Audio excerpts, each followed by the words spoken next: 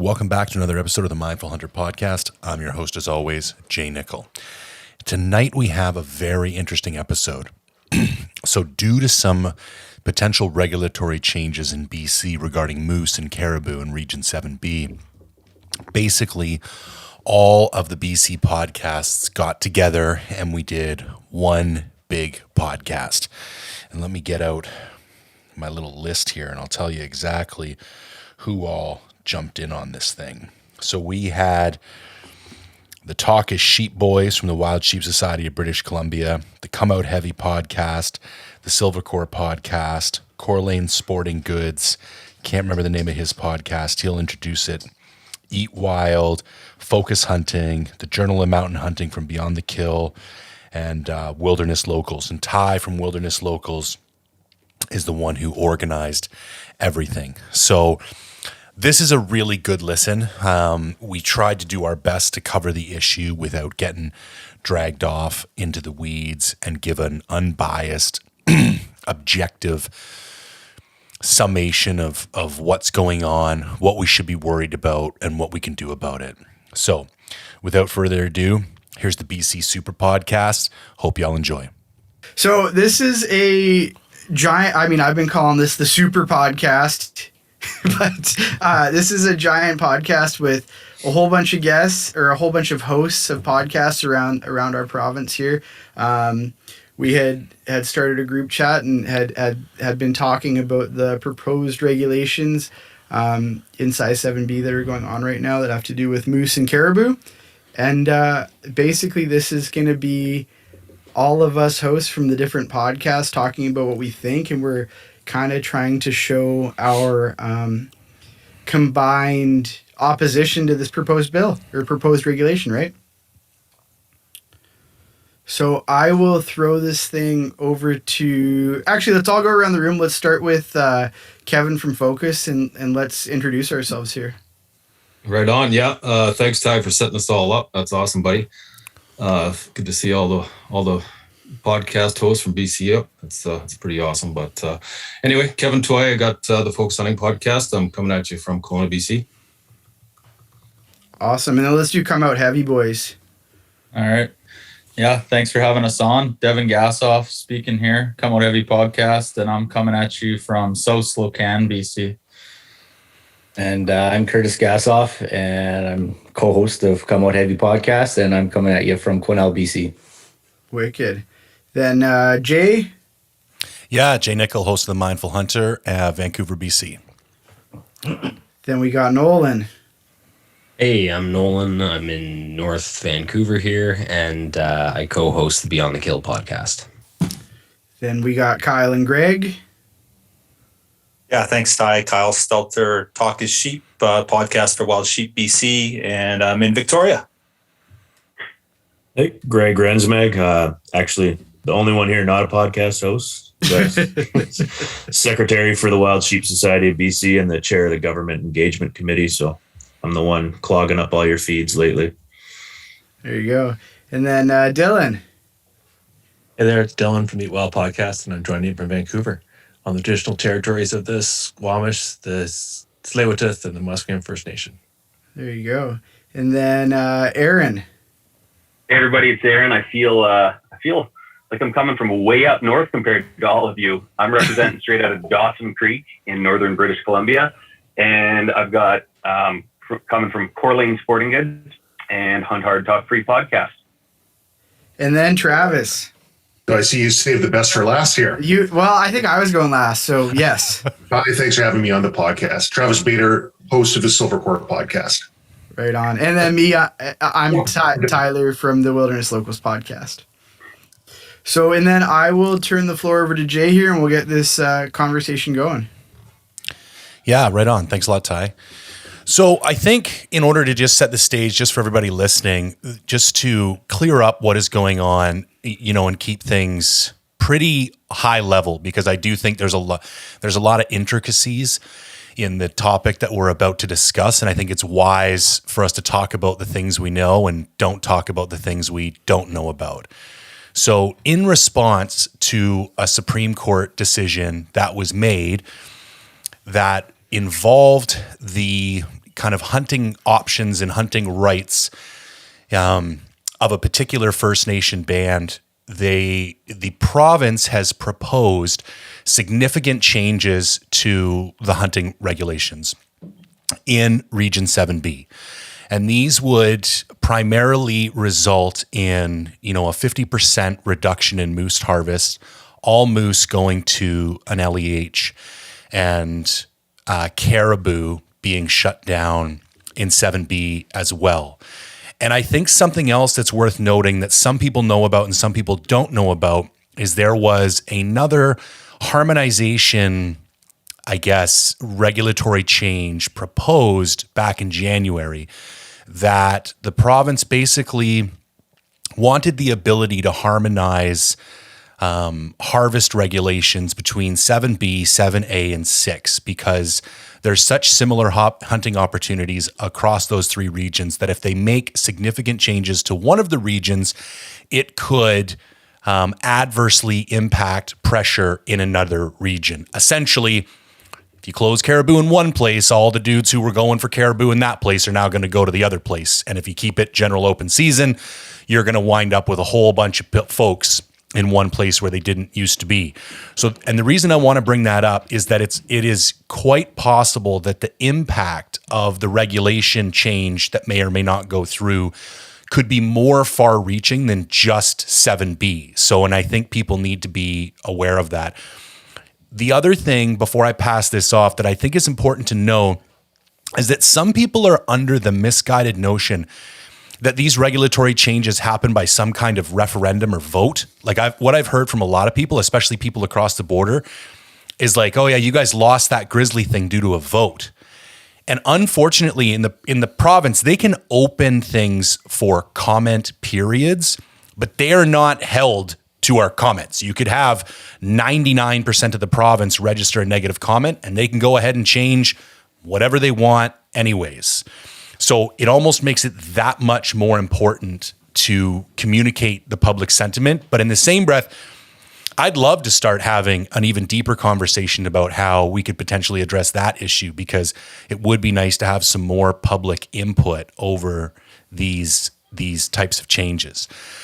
Now, I think everybody's going to have their own opinion, and everybody's going to have their own voice and context that they want to add. So I think the smartest thing to do is just go around the room. I think I'm just going to use the layout that's sitting in front of me because it's easiest. And maybe if we could all, just take 2 or 3 minutes just to open up the conversation and kind of maybe give some of your unique insights into what you think this means for the province and why this is or isn't a bad thing, because I think everybody's free to have their own opinion. And Greg is to my immediate right, so I'm going to just toss it over to him. And then Nolan, you'll be up on deck after that. Yeah, just touch on what you said, Jay. It's a scary precedence for the North. If you remove caribou hunting, all the caribou hunters are going to move over to Region 6. If you limit the moose hunting, they're going to go to where it's open. And I think that's the biggest worry to me. And then when everyone starts moving to those areas, that's where the regulations are going to start changing again. I think it's just going to be a snowball effect and just continue around the province. It's a scary thought to me, but that's all I really have to say on it. Yeah, thanks, Greg. Nolan, you're up, and Devin, you'll be on deck. Yeah, I think, for me, I think it's more of a far-reaching concern than just our hunter opportunity. And I don't know, maybe this isn't the most popular view on it, but I think what's more concerning than that is sort of what our government is doing is they're showing us that there's a lack of commitment to wildlife management, and there's a lack of commitment to conservation, and there's a lack of commitment to the Indigenous communities. And so I think what we need to be focusing on is not necessarily the message that we're losing hunter opportunity, because I don't think that really resonates throughout the rest of the province or even the rest of Canada. For a lot of people, that's seen as a very singular issue. And then there's a lot of people, particularly in the city, that they're not going to grasp it. They're not going to engage in it. There's enough stuff going on in their lives that it's not a strong enough message. And I think, beyond just losing, opportunity on moose and then having that span into pressure elsewhere and on caribou, I think it's very troubling for us to watch this happen within the province, because what it's showing us is that, we can fight amongst ourselves, whether that's against the outfitters or whatever, or saying to the government, we need more opportunity. But at the end of the day, if we don't stand up for the actual environment itself and push back against industry and that kind of resource extraction that's unsustainable, I don't think we're going to have any wildlife left to be, basically fighting over. Yeah, thanks, Nolan. Well put. I'll toss it over to you, Devin, and Kevin, you're on deck. Yeah, I mean, to kind of build on what Nolan's talking about, and it kind of goes without saying with most of us, and I think most people that are as passionate, we fight about everything. Like, we fight for all of this, right? Like, all of us sitting here, there's not one of you, and there's a whole handful of other guys, like Tanner from Frontiersman's a great advocate for this. Like, we have all these things, and we always care, but we have guys that are like, well, I've never even been to Region 7. And I think that's like the number one thing that I try to drive home, because I'm down here in Region 4. I grew up in Region 5. And you got to remember that if they don't care about that, they're going to easily move into the next one. We've talked about the Region 4 LEH, the sheep. That one too is the same incidents. What else is next? Like, what's going to be the next closure that we just don't see, that they're already making these deals? They already see an opportunity to do this again. And I think that's the big one that I've been trying to wrap my head around, and also just pass off as much to people who are asking and friends and what my thoughts are on it. I mean, that's kind of my broad thought on the whole process, and holding the government accountable is number one.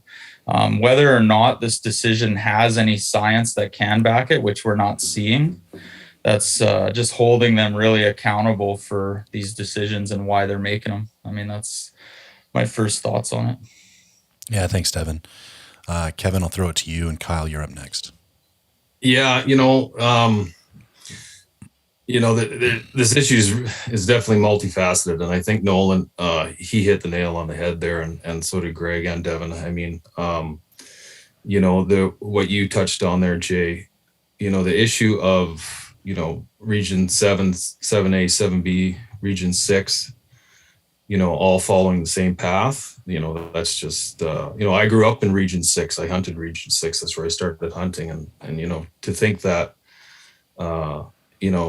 moose might be in jeopardy in Region 6 is something that, I don't think the guys sitting in Region 6, to follow up what Dev said there, I don't think the guys in Region 6 realize that, realize the severity of what's really going on here.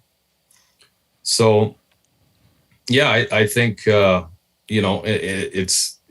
deep, it's multifaceted, and it's you could sit here and say, oh, it's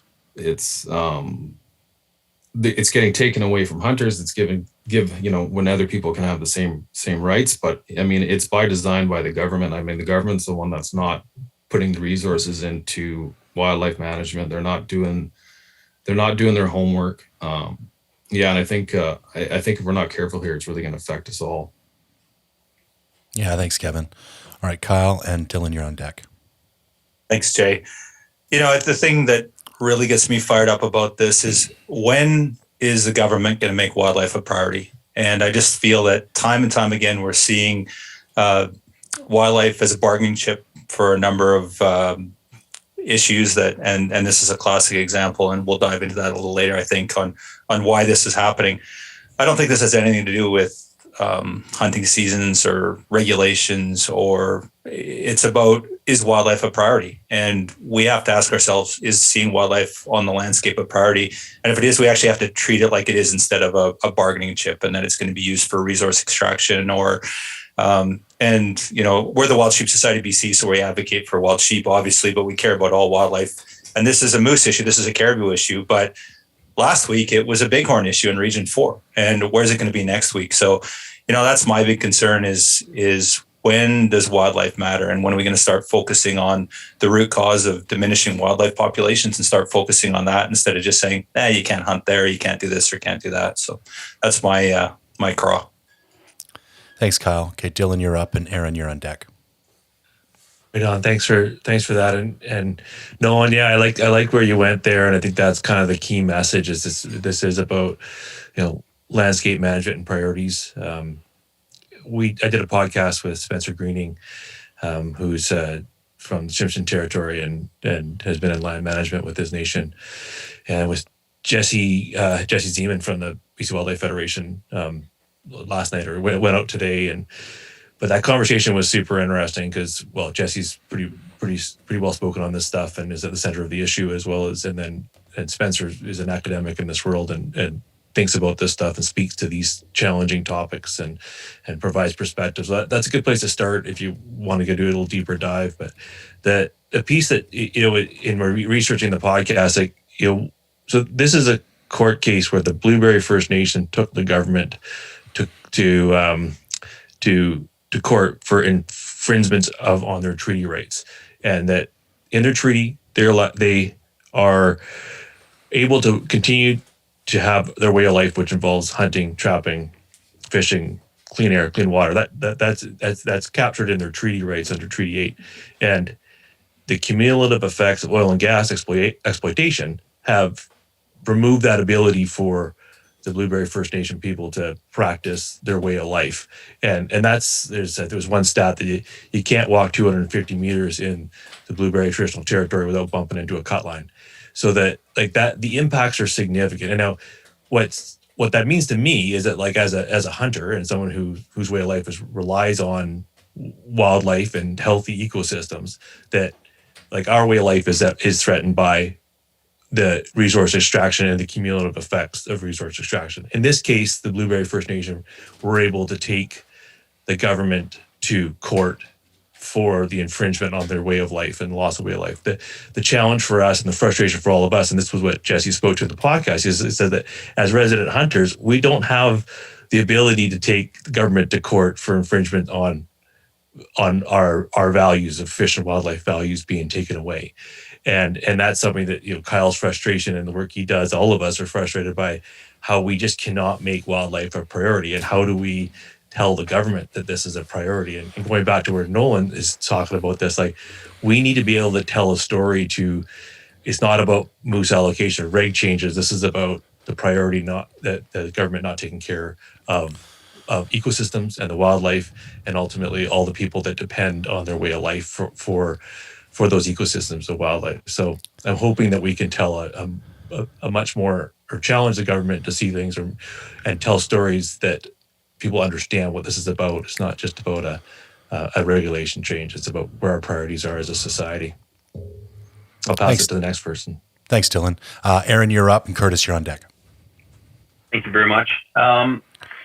You guys have pretty much knocked it out of the park, hitting all the major points here. I just got out of this, went through the same process with the caribou, with the CCCR, Concerned Citizens for Caribou Recovery, and went down the same sort of path, hoping that we'd be able to have the people would have a say in these decisions being made, as opposed to just the government and the First Nations. I thought everyone else needed to be represented as well, as we all are here for the same reason. We're all here for conservation. That's the number one thing. None of us want to see a species wiped out, and we all want to see animals here for our children to hunt down the road as well. So first and foremost, I want to see the moose numbers up where they need to be as well, but we need to focus, like you all have pointed out, on the science. We need science-based research to make these decisions, not just a knee-jerk reaction overnight. Boom, we're just going to shut down all moose hunting. Well, let's do some counts. Let's figure out some other methods that we could come up with the proper data, as opposed to what the NDP have done now time and time again. I mean, the consultation process is another thing that I find quite frustrating. I don't mean to be the the negative guy here just because I just came through the process on one species, now jumping into another species. But I mean, right within 2 to 3 weeks, we had over 55,000 signatures petitioning the government on what they were trying to do. And we just had 3 basic demands that we wanted to see at the table as people. And we just wanted science-based data and information to be shared in an open forum. And 55,000 signatures in 2 weeks, and it meant nothing to the government, basically. Like we were trying to kick the hornet's nest and to no avail. It's ended poorly, I'd say. But again, we all want conservation. We all want to see the species continue to move on. And we need it's got to be science-based.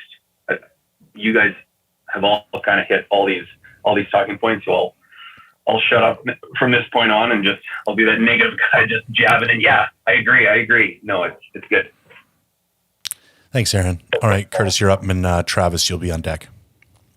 Yeah, there's not much more I can say than what all you other guys have said already. Kind of running out of things to talk about. But, the science-based thing is, for me, that means everything.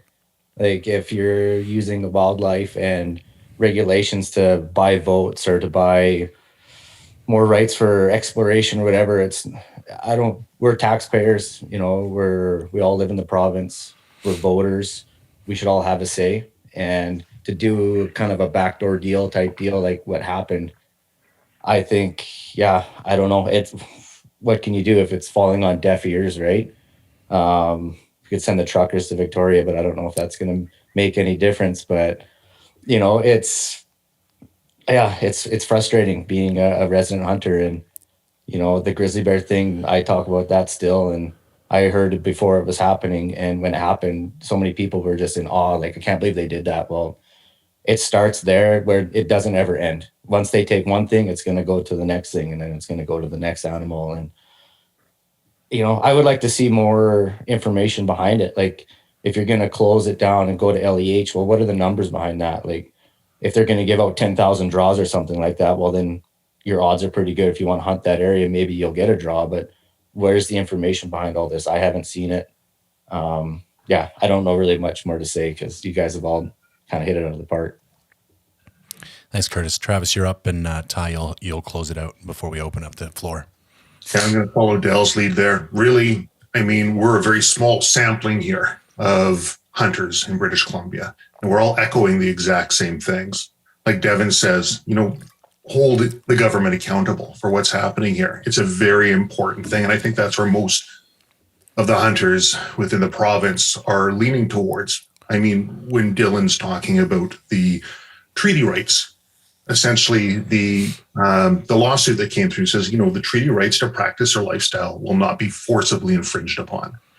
And it wasn't one or two different resource extraction events that are causing the infringement upon the Indigenous rights, but it's a cumulative effect of all of these.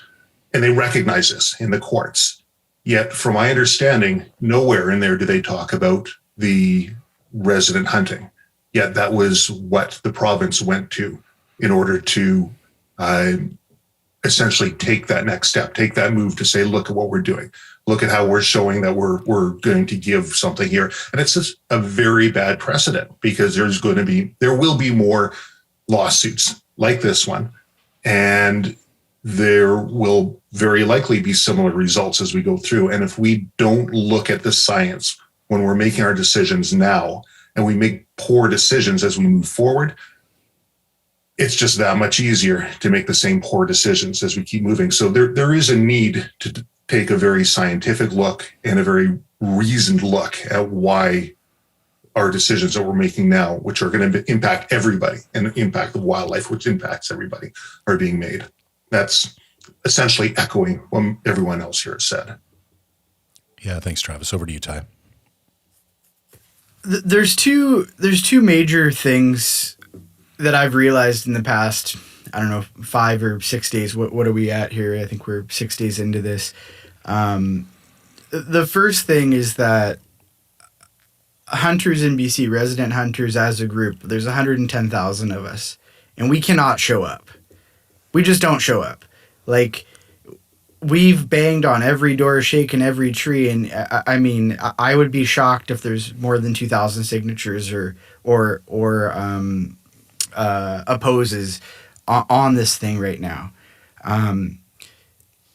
which is just shocking to me, because it's like we have this social obligation as hunters to be conservationists. And like, I mean, you guys know from chatting with me privately and stuff that I started hunting as an adult. And when you start hunting as an adult, you go through this whole thing of everybody around you wants to know why you're hunting. Why are you doing this thing? You're going to go out and shoot an animal? It's this whole snowballing thing. And because of it, you get all these built-in answers, right? You're like, well, you have to explain conservation to every single person you've known your entire life that doesn't understand why you do this thing. So like, when this stuff comes up, you look at it, right? You look at these proposed regulations and you go, there's no science here. There's nothing to back this stuff up, right? And as a guy that started hunting later in life, and having to learn all this stuff secondhand, you just kind of look at it. You look at it so dumbfounded, and you're like, how come everybody's not running around with their hair on fire? Like, it's just insane to me that people aren't screaming from the rooftops outside of our small niches, you know, of Wild Sheep Society and BC Wildlife Foundation, and SCI entered the chat today, right? Like it blows my mind. So that's one of my big takeaways from this thing, is that the call to action is here, and we need people to get fired up about it and get to work, and it's not that much work. It takes 2 minutes to sign this thing, but also be active and talk to people about it. And then the other component of it is the science side. Like Travis just pointed out, right? Like, we need to hold the government accountable for not following anything that they should be in terms of managing our wildlife. I mean, everybody covered so many great points going through this, but I could go on a rant about how frustrating this whole thing is, watching it as an average dude inside of hunting, seeing nobody jump in, right? Ty, and I think I heard a lot of guys say we need to hold the government accountable, and you kind of mentioned there's 110,000 hunters in BC. And why they're not screaming from the rooftops. I think it's that lack of response and communication you get from our government back to us that deters a lot of people. Do you know what I mean? Like, how do we hold the government accountable? Like, how do we? I don't know. Do you know what I mean? Like, what's the step? A lot of people don't know the steps to take to do that. Mm-hmm. Well, Dylan, you wanted to jump in here? Oh yeah, Dylan. Yeah, well, on that note, exactly. And I do work for government, and I spend a great deal part of my day writing in response to letters that come in around people's park management issues. And it's kind of incredible. There is a way of communicating with government, and that's to write letters to the minister to say, hey, this is important to me, and this is why. And we have a responsibility as public servants and the minister to respond to those letters.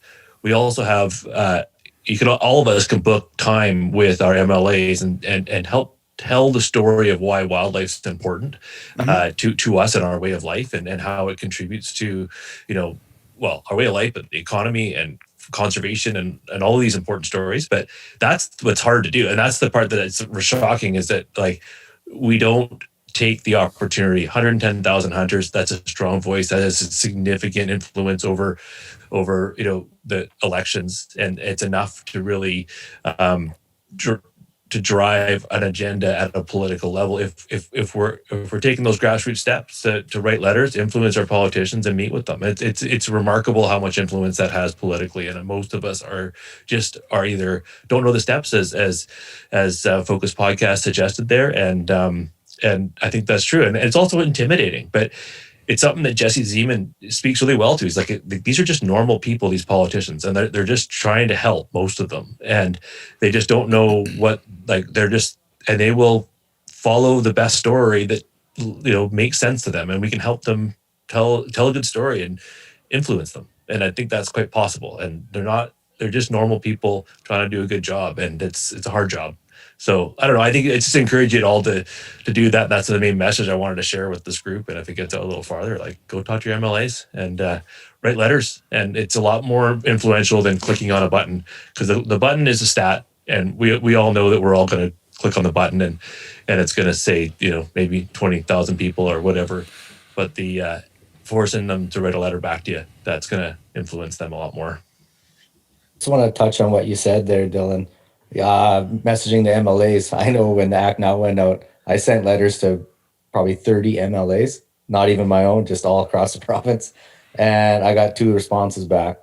One was local here, and one was was it Mike Morris? I think he's up Terrace Way or something like that. But I was sending them out to every single one of them, and it's either in the junk mail or they just deleted it. I don't know, but Yeah, and you see it. Well, you got read. Go ahead, Bill. No, I mean there's a responsibility for government to write back to you, and if they don't write back to you right again, then they're responsible. They have to. It's part of the democratic process, right? So I encourage you to. I mean, and even 2 responses, that was influence, right? And those folks are doing their best to try anyways. But I have more of it's kind of a question and maybe a thought. And Dylan, you might have insight here. I mean, Kyle or Greg might be a good lead in here too. And we can do it. So say we get 100,000 hunters on board, and it does it, and it sways somebody. At what point, BC is proud, besides just our hunting and that kind of wildlife, BC has it on our license plate, Bureau for British Columbia, our tourism, all this shit. Everything that we stand for in BC, we're proud of our wildlife and our wild lands and our wild places. And you know what? I think it's Katrine Conroy right now. She's our wildlife minister or whatever she is. At what point do we need another position that actually, and maybe this is that stewardship or that committee, but when there's an actual member that this is what they do, this is the full-time job, the funding's finally there, and someone takes care of this as a full-time job and not a secondhand job. Is there any insight to that, or is there any answers to those types of questions? Would that be more like a lobbyist?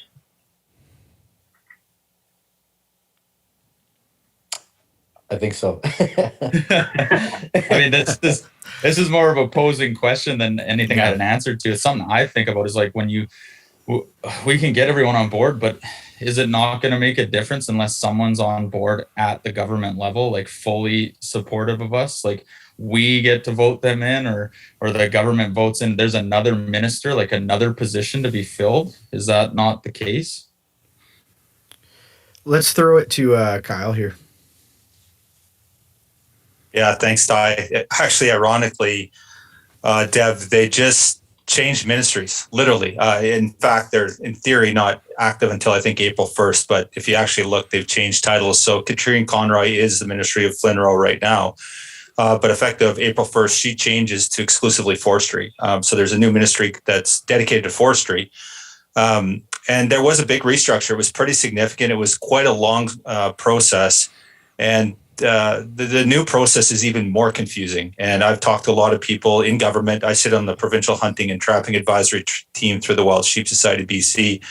And the new structure it didn't give me a lot of confidence going forward. I'll say that. The new ministry and the way it's structured is complicated, and maybe it's going to work out fine. I can't say right now, but the interesting thing is when you've seen the sort of the flow chart of things, I had a hard time of actually finding the word wildlife in there. I could find forestry, I could find natural resources, I could find reconciliation, all important stuff. But the word wildlife was buried so deep in it, and that again gave me more cause for concern. So yeah, it would be nice if there was a Ministry of Wildlife. That would be really, really encouraging. There just isn't right now, and they just restructured, so it's not coming anytime soon. So yeah, good point. And I think that again, this comes to my point earlier and was brought up earlier, is wildlife has to be a priority in this province. And I just don't see that is the case, certainly for this current government, really. Thanks for that, Kyle. I don't want to take this thing off the rails, but the one thing that's really become clear to me, specifically over the last 2 years and then really over the last 6 months, is there's a lot of areas as a Canadian where I thought we had a certain amount of power and a certain amount of input about how things were done and carried out in our country. And it turns out we don't. I don't have nearly as much power over my own country as I thought I did. And there's a lot of different areas where individuals can just make decisions and life changes and there's nothing you can do about it. And we kind of have this illusion of democracy in a lot of ways. And I do think there's a strong need for there to be a common voice. And it was funny. I think it was Kevin asked the question, is that a lobbyist? And I don't want to use the States as an example all the time. Like I do a lot of hunting down there and I don't want to like beat a dead horse. But the reason they have so much power down there is that they've got money and people have decided to use their money to make their voices be heard and get political control over the things that matter to them. And one of the things I'm seeing out of this, and there are great organizations in British Columbia, but they're all focused, Wild Sheep Society is sitting in here. We got Rocky Mountain Goat Alliance. We have some other really great, the Backcountry Hunters. There's a lot of really great, but they all have their own individual mandates. Maybe it's time for like a general hunting rights, lobbyist group or not-for-profit that could be a more common voice and have a more direct line, because I do think this is the first of many potential issues that are going to, take place that we don't have as much input on as we'd like. I think Kyle had his hand raised. Sorry, that was left over from before. Oh, no worries. Anyways, that's just my 2 cents. I used to be kind of happy just sitting in my corner doing my thing and I could just, live my happy little life. And then over the last little while, I realized, I'm in my 40s now and it's probably time, I need to get off my ass and do more about the things that actually happen in my community, because sitting around and waiting for everybody else to make things be the way I think they should be, or the way that people who are like me think they should be, it just doesn't seem to be happening. So sorry, go ahead. No, you go ahead. Go ahead, Chris. Oh, I was just going to say that, like what Jay was saying there, I think you need that spearhead, right? Everyone kind of unify underneath one banner.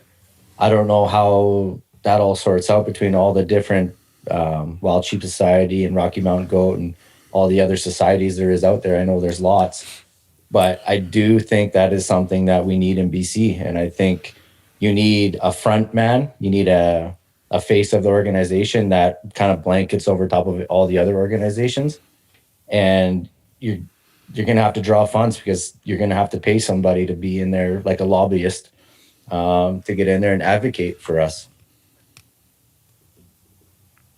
I think we do kind of have that in BC through the BCWF, or at least that's the intent of them. But I sometimes feel like because they're so broad, that it's maybe harder for them to make changes in the same way. Like, not to just plug the Sheep Society because Kyle's here, but I think one of the strongest things about the Sheep Society and why it's been able to do so many things within the province and put so much money back on the ground is because of that singular focus, right? And if you're trying to, sort of capture everybody under one group, there is a lot of difference in how we feel about certain things, and maybe there's people in this room that feel strongly about keeping access open, into the backcountry so that they can drive in if they're less able or something. Whereas for myself, like I'd love to see just about everything gated off so that, to see the roads come back and the environment come back. So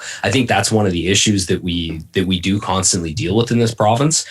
And one thing that I wonder too is when we're talking about having accountability for the government is maybe trying to create some kind of a unified understanding of what that even is, because if we can say all we want, hey, the government needs to be accountable, but can any one of us say, well, we actually know what accountability is? Or can that 110,000 of us say as a group, this is what accountability is, and this is when we will know we've reached that. Because if we don't have that, I think we're just always in this battle, right? This cycle of, and I'm fairly new to the province. I've been here for less than a decade, but it seems like it's this constant cycle, right? And we're always just coming off a punch to the nose and then trying to swing, as opposed to looking at it and trying to be really proactive and say, like, okay, what are we not doing right now that can change things? Because for me, and this is really something that I came out of this podcast that Dylan did and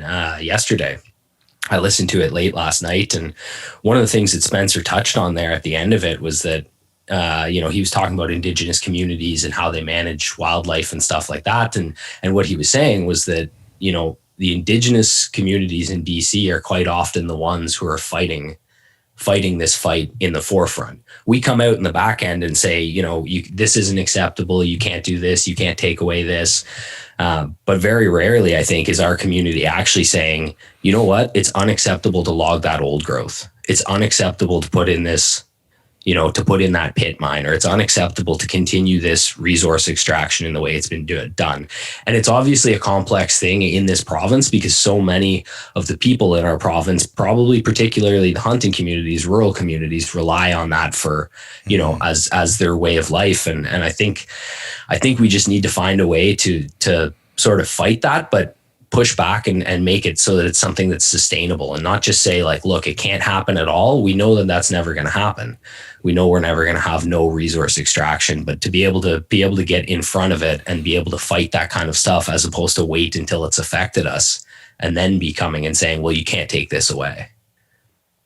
I think that's a good point, Nolan. It's one thing to say, yeah, I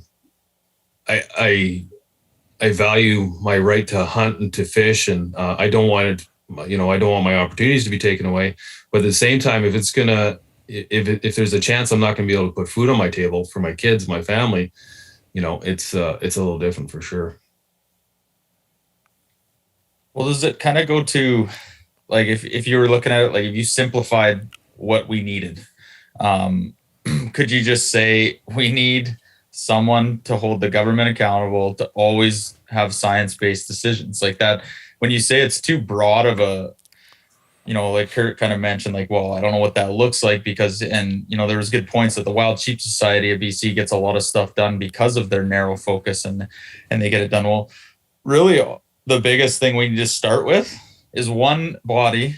It doesn't even have to be a group. It needs to be a person, or maybe it could be a group, but all they do is hold them accountable for every decision that is being made when it comes to our wildlife is science-based. And that's like your first simple approach to it. And then from there, if it gets to something, well, then that's what it is. And obviously that's easy to say and a lot harder to do, but I mean, you always got to start at the simplest thing. I think to have that. Oh, go ahead, Dave. I was just going to say, isn't that the responsibility of us as hunters as a whole, though, right? To call out bullshit when we see it.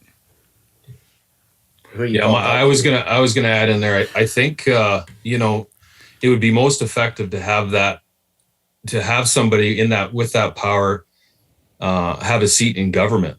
Now, it was a while ago when this happened, but I remember the Liberals, they amalgamated. I think it was Kyle might know this better than me, but they amalgamated wildlife and land resources together to be one big super resource, or they said at the time it was going to have more power because they would be concerned about one thing over the other. They can kind of worry about both of them, but obviously that didn't work. So let's throw it back to Kyle here.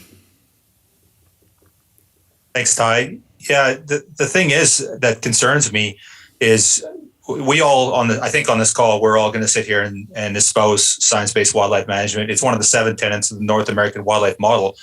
But I can tell you for certainty that there's a lot of people that don't think that way. And there's people that are advocating for the government with voices, a lot of voices, that are saying that they don't support that. And there's people that are saying that model has to change, that it's broken. So I agree, it's really important, but it's not even that they're not following the principles that they're supposed to. They don't even believe in those principles, some of those people. And so they're getting advocated every single day. And the wolf call in Northern BC is one classic example of that, where there's groups out there that are saying wildlife management should not be based on science. It should be based on emotion or opinion. And there's a lot of that. So it's something that, we have to turn our mind to too, that we are a small minority of hunters. Again, that's why all 110,000 of us kind of get our shit together, because there's a lot of people out there that don't believe the same things we do, even just when it comes around to science-based wildlife management. So it has to start there.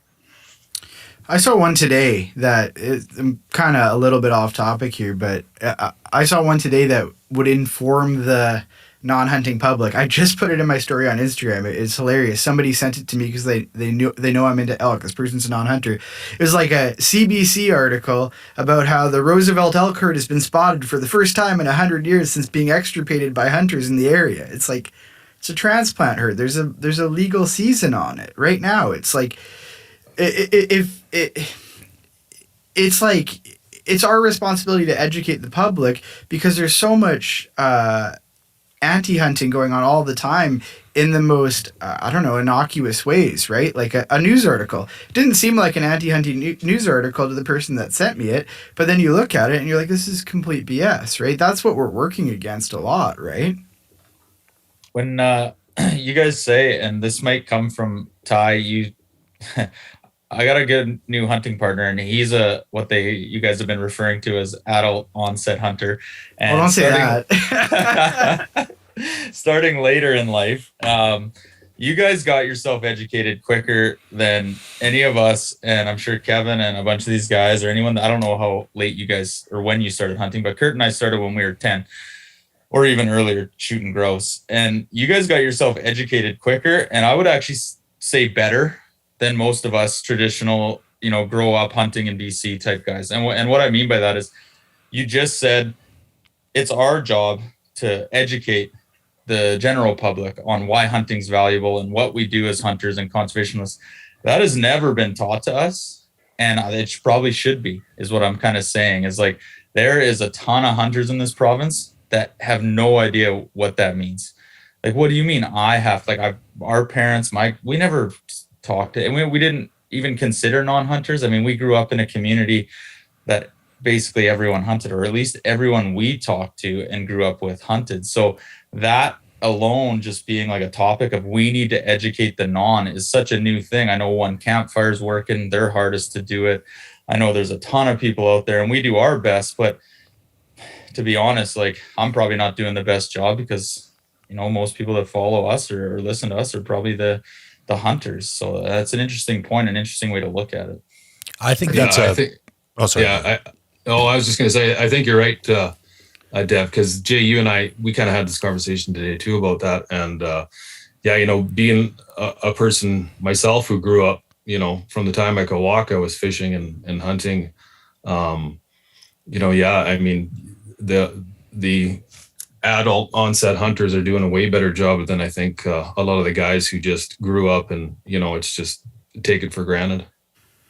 Well, and I think there's some other issues. Like, I've tried to bring up the idea of like increased tag prices before, because if you go hunt in other places in the world, what we have here is insane. Like, literally textbook insane. The fact that you can go buy like a $20 and $40 tag is, and when you go to other places that have extremely robust wildlife management practices, tags are more expensive, and there's more draw tags, and the draw systems are more sophisticated. And the way they're able to afford the more sophisticated wildlife management practices is by charging more for tags and having it be more of run like a business. And when you, as a newer hunter, like I am, the classic, came into it in my early 30s, a little bit of childhood stuff in Ontario, but nothing crazy. And to me, like, I'm a business consultant for a living. It's what I do. I help people be more efficient. I look around and I'm like, well, it's pretty clear here. We don't have enough coming in to support what we need going out. We need more coming in. And like, you bring that up and, people kind of jump all over you. So I do think we are at a bit of a crossroads where it's like, there's kind of like, we're of two worlds in the hunting industry, not the industry, but as BC hunters, we kind of have this newer generation that doesn't have the experience, doesn't have the history in the area, but maybe is a little more open to doing things differently and being a louder voice. And then we kind of have the backbone of BC, the people who, when you run up to Muskwa, they've got family camps and they're like the history and the tradition. And like, that's what hunting in BC has been.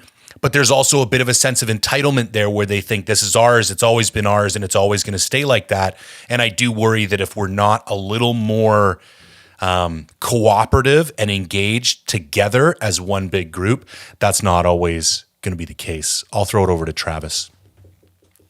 A lot of really good points here. I mean, we've got 110,000 hunters in the province of British Columbia, of a province that has over 5 million residents in here.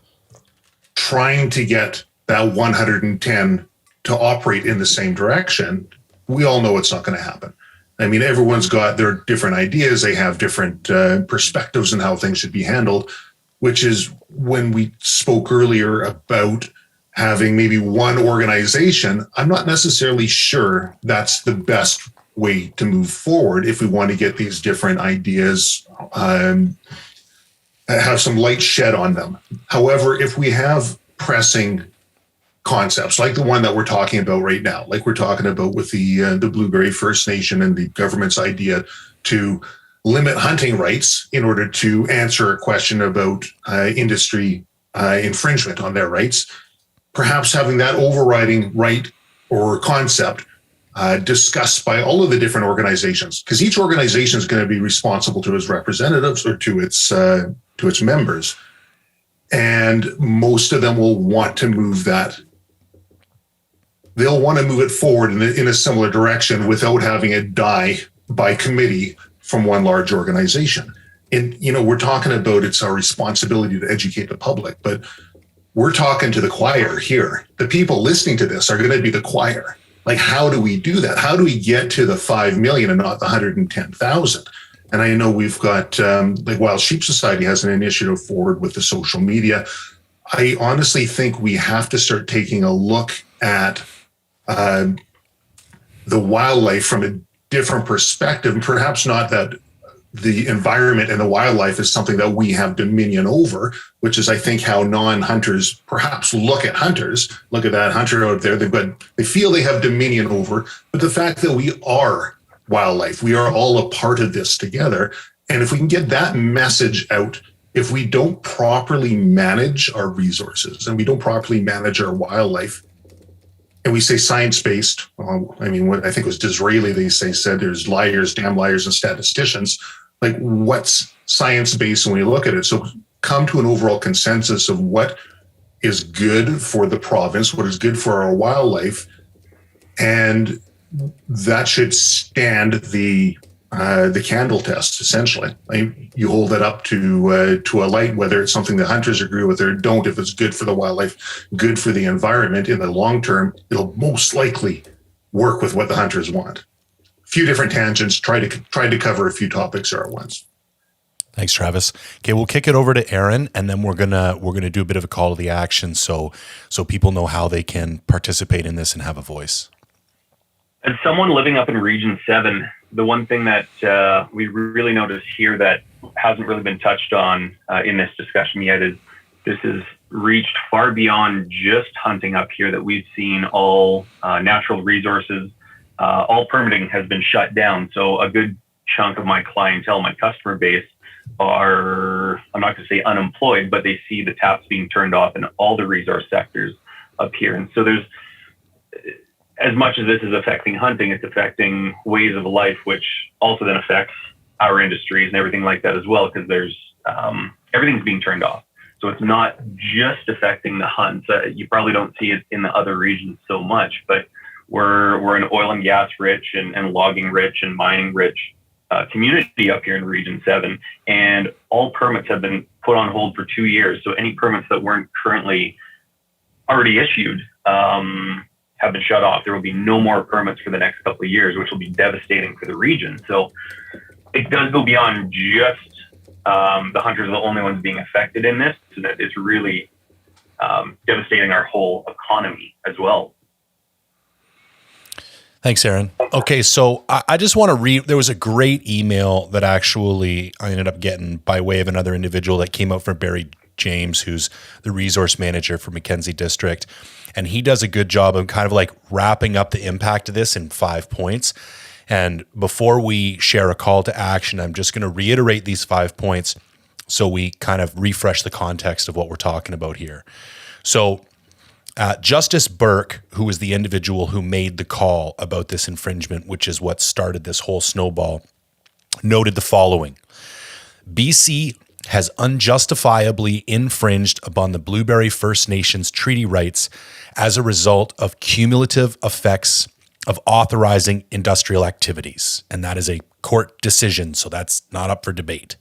2, BC may not continue to authorize activities that breach the promises in the treaty. That's what Aaron was just talking about the permit freeze. And BC chose not to appeal this court decision. At this stage, number 3, at this stage, we have no ability to assess the impact that hunting authorizations may have on First Nations rights to hunt. And this goes to what, Devin keeps driving home. There is no data that supports this at this point. May be true, may not be true. We don't know. Number 4, hunting is one of the most important matters for all Treaty 8 nations, and it's important to address impacts to those rights. And I don't think any of us would argue that point. It's how we address those rights that we want to participate in that conversation. And finally, as a result, the interim measure that is proposed would be a 2-year plan to reduce moose hunting by 50%, close caribou, and start a path to co-management with Treaty 8 First Nations. And then it gets really messy as to like what co-management could be and all that kind of stuff. And I don't want to get us any further into the weeds, but that's the general context of what we kind of branched out into some larger topics. So let's bring it back into what's actually in front of us right now. And that's these proposed regulatory changes in 7B. I'm going to throw it over to Greg. Perhaps you could let everybody know how what the Wild Sheep Society's Act Now campaign is and how people can participate in that. Absolutely. Thanks, guys. So if you go to our website, www.wildsheepsociety.com, and then /Act Now, we have a 4-step process there to assist in pushing. Step 1, it's a link that'll take you to the government page where you can oppose, stand neutral, or be for the 7B proposals, which most of you should have seen by now. Our step 2 is a form letter that will go to your MLAs. You can print off there. You can edit it. We have drop-down tabs where you just have to enter your email, your MLA. It's very simple, and it's dedicated to your MLA, so they have to respond. Our step 3, we're asking everybody to actually meet with their MLA, build a relationship, get a rapport with them. That way they'll be more inclined to meet you in the future. And they do have to meet with you. They can't just keep pushing you off. If you keep pushing them, they have to meet with you. And then that's all we got for the Act Now. So that's... Thanks, Greg. I appreciate that. Ty, I'm going to throw it over to you. Perhaps you could share what Howl has done for us and how people can take advantage of that. Yeah. So Charles over at Howl, we chatted right when this first happened, and I threw it over to Greg and Steve at Wild Sheep, and I think Tanner from Frontiersman got involved there too, and got those guys all the info. What Howl does is they basically automate the MLA kind of emailing process, and they basically have this set up now. So there's a form that they have here that you fill out. It's just your first name, last name, email. There's a pre-done letter in here. It's a great letter.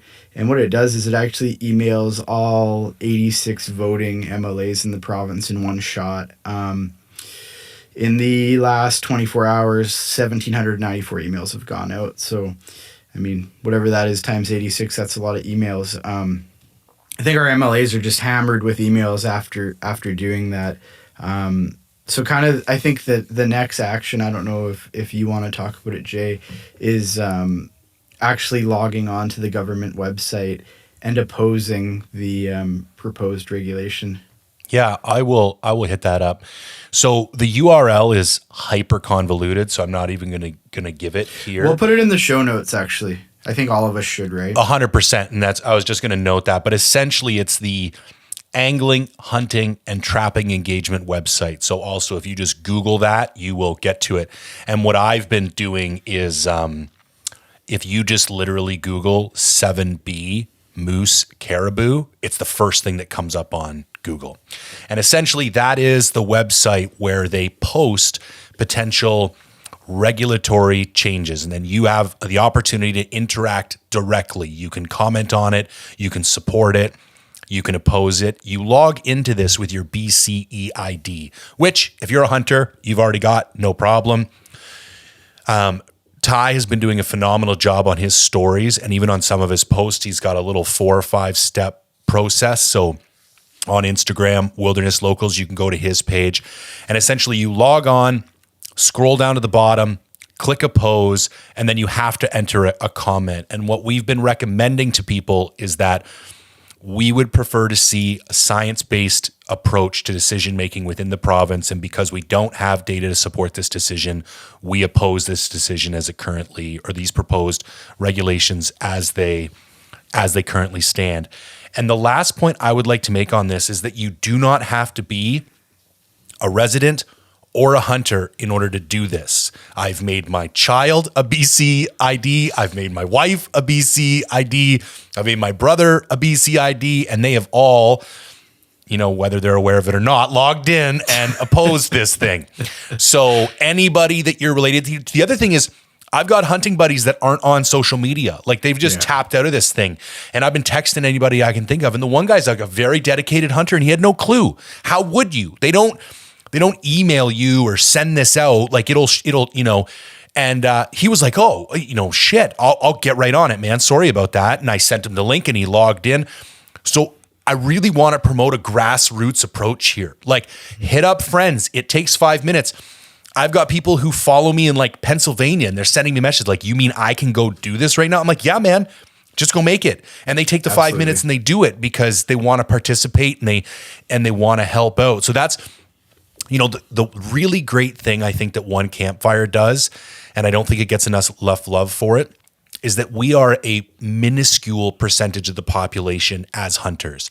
And although the recruitment drive is good, we will never recruit enough hunters in order to be a significant element of the population. But what we can do is get the fence sitters, the people who are non-hunters but still respect and appreciate our way of life, to help us and to be our allies in this. And I think that is a much more likely path to becoming that like large segment of a population that has a voice that's loud enough to actually have an impact. So that would be my last call to action, is reach out to your friends and family, ask them to take 5 or 10 minutes out of this day, because we could literally double or triple our impact without having a single new hunter come to the table, just by asking the people who care for us and support us to participate in this struggle with us.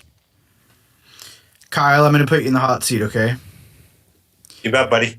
Out of all those call to actions, what's the most meaningful? What's the most powerful? It's a trick question. Yeah, I'm not following you. What are you looking for? It's all of them. Do all of them. Oh, yeah. Okay, sorry. Yeah, of course. No, but for sure. But in all seriousness, in your experience, what have you seen make the biggest impact? I think that the key here is, we just got to get our shit together as if we all care about wildlife. I don't think there's anyone out there, and there's 110,000 hunters out there. We all care, and we just kind of get on the same page, and we got to start speaking the same language, and we got to do a better job of engaging everyone. And I think that that's the strength of this group here, right? We've got 10 different podcasts that have 10 different groups of people that they talk to. And I applaud you for putting this together, Ty, because we've got 10 voices saying the same thing. And we all kind of say the same thing, but we never do it at the same time. So, hopefully we can get people on board. And I think the biggest threat to us is just the apathy. There's just not enough people speaking up and standing up for what they really believe in. And that's for healthy wildlife populations in BC. Yeah, absolutely. Closing thoughts, everybody? Should we go around the room, or is Yeah. everybody satisfied? No, I have a closing thought. I actually have I want to play the devil's advocate card, and just a little bit. And this might be a really good response from someone like Aaron, and probably Nolan. I know Nolan, you guided, or you still guide. I'm not sure exactly, but so a couple of comments that we've heard through friends, guides, residents of 7B, whatever. They're almost in support of it. Okay. They're not in support of how the government's handling it, but they're in support of potentially having some kind of LEH in to maybe better moose management up there. So devil's advocate side of it is that actually something that needs to be considered? I know the guides have talked about it a little bit. It's not just residents. So maybe Aaron, have you heard of any of this, or is this something that you think is legitimate? My honest opinion is LEH isn't the only method to manage these sorts of things. I mean, we could go back to something, I don't remember how many years ago it was, but like with sheep hunting, where it was, if you successfully harvested a creature, boom, you're shut down for the next 3 years or 2 years or whatever that could look like. And I mean, anyone can go out and buy a tag this year and go out and hunt moose. And if you harvest one, then I'm chasing out next year or deer the following year. There's other things that we could be doing instead of just boom, shutting it all down as LEH only. And I think we should be exploring those other options as well. But we need to know what numbers are. When we say a 50% decline in the moose kill or harvest or hunt, what does that actually mean when we look at the cold hard numbers? So, I mean, you can go out 5 minutes from town here in Dawson and see very large herds of moose right now. From what I see in my backyard, now don't come chasing critters in my backyard this season just because I'm throwing this out there. The numbers are not drastically down on moose in this region, period. Is there a lot more added pressure lately? Yes. Has industry drastically affected it? Yeah. Stewart Lake area used to be the thickest moose population in the world. And that's definitely been, you can't go take 100 steps without crossing another cut line or pipeline or wellhead. It's definitely affected it. So, but a complete shutdown to me isn't the answer. Are there other things we should be looking at? For sure. Yeah. I think, go ahead, Kev. I think a lot of guys, you know, I mean, I don't ever put in for LEHs up in 7B, but I think a lot of the guys are fearful that if it goes into an LEH system, are you gonna get it back? You know what I mean? Right. Well, and I truly believe that sheep will be next. We'll see them go LEH within 3 years as well. The path that we're on is that's what it's pointing towards.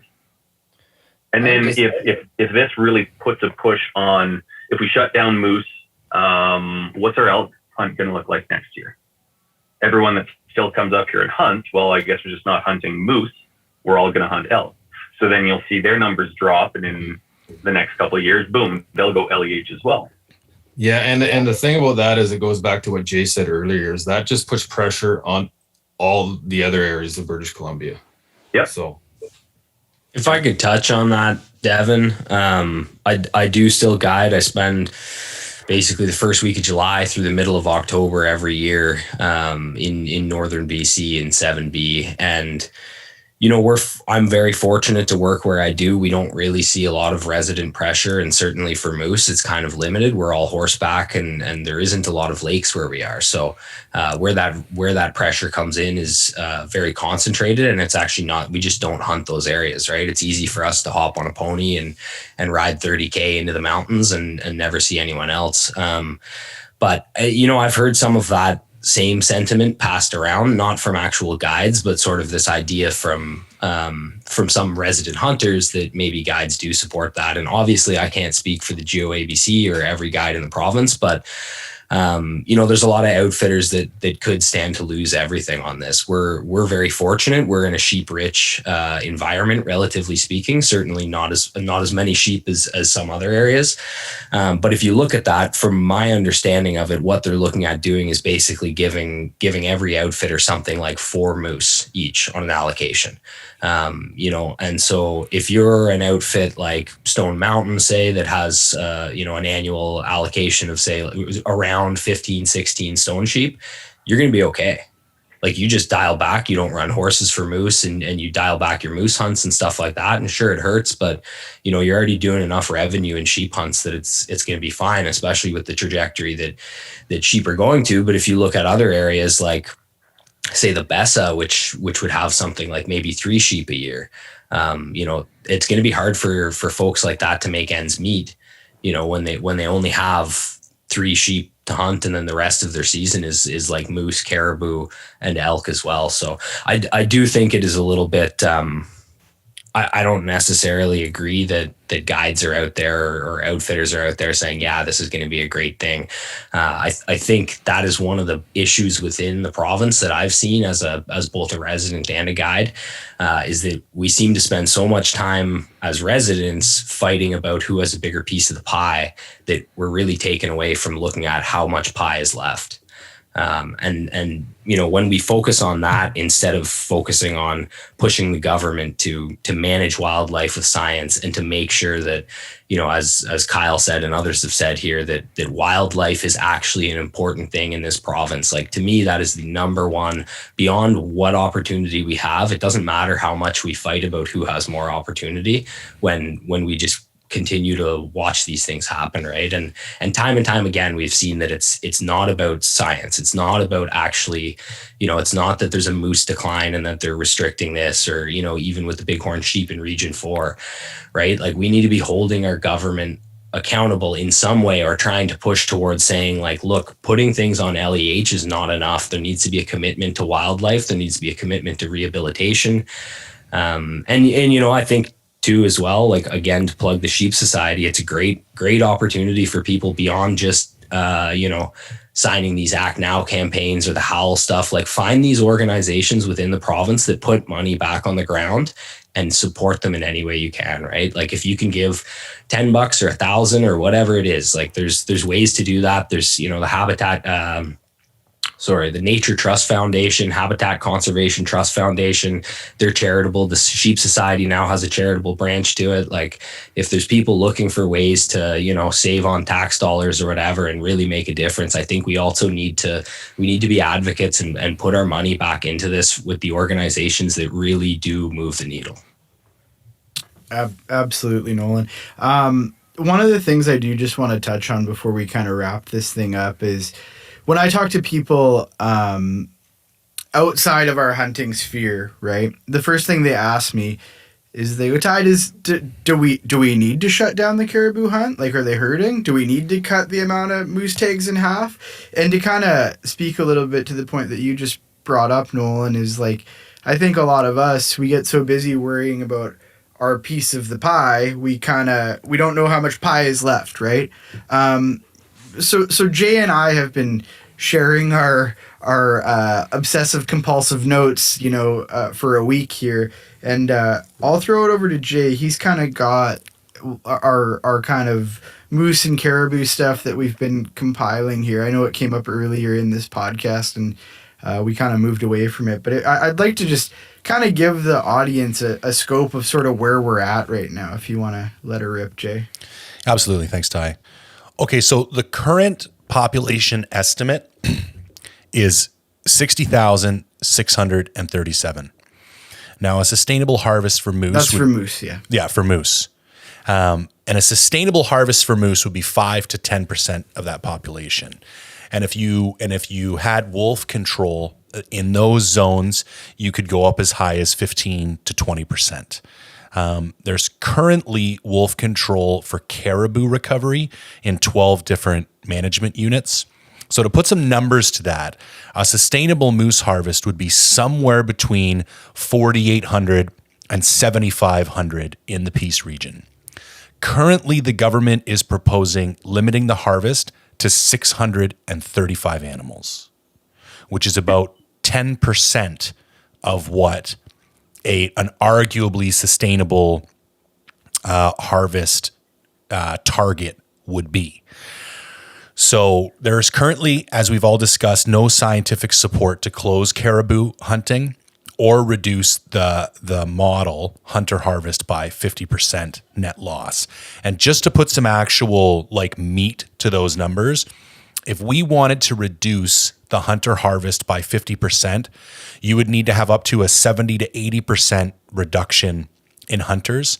That would result in a 75 to 85% reduction in hunter days. And the potential economic impact to the region by not having those bodies up there hunting those days is estimated to be somewhere between $14 and $16 million to those regions. And for anybody who's been up there, there's whole communities that like don't see a whole lot of action.